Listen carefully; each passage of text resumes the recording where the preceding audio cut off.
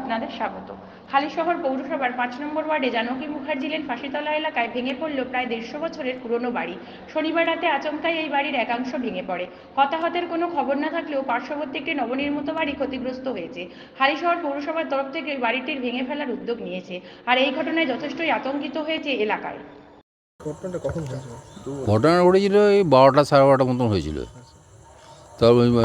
তারপরে ঘরটা হচ্ছে পুরনো, প্রায় ১-১৫০ বছরের ঘর। একটা সাইড ধসে গেছে। পরে মিউনিসিপ্যালিটি কাউন্সিলরকে জানালাম, ওখান থেকে চেয়ারম্যানকে জানানো, ওনারা লোক পাঠালেন। দেখছি কালকে মনে কিছুটা ভেঙেছেন, আর কিছুটা উপরটা ভেঙে করবে, ডিমলিশ করবে। এমনি আশেপাশে কোনো ক্ষয়ক্ষতি বা কিছু মানুষের কোনো কিছু ক্ষতি সেরকম কিছু হয়নি। থেকে পুরো বীজপুর থেকে পুলিশে এসেছিলো, তারা সব লিখে নিয়ে চলে গেছে। আমরা পাশের একটা ওইটা অনেক কিছুদিন ফাঁকা করে দিয়েছিলাম, কিন্তু একটু ড্যামেজ হয়ে গেছিলো বলে। আমরা পাশে একটা ঘর ছিল, ছোটো ঘর, ওইখানেই থাকতাম।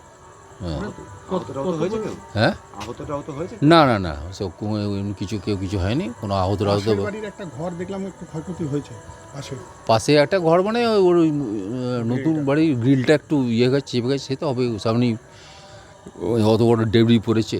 আপনার মিউনিসিপ্যালিটিকে পৌরসভাকে জানিয়েছেন? হ্যাঁ, চেয়ারম্যান, আমি প্রথমে কাউন্সিলরকে জানিয়েছি, কাউন্সিলরের পরামর্শে আমি গেলাম, গিয়ে চেয়ারম্যানের কাছে কথা বললাম। চেয়ারম্যান বললো হ্যাঁ আমার কাছে খবর এসছে।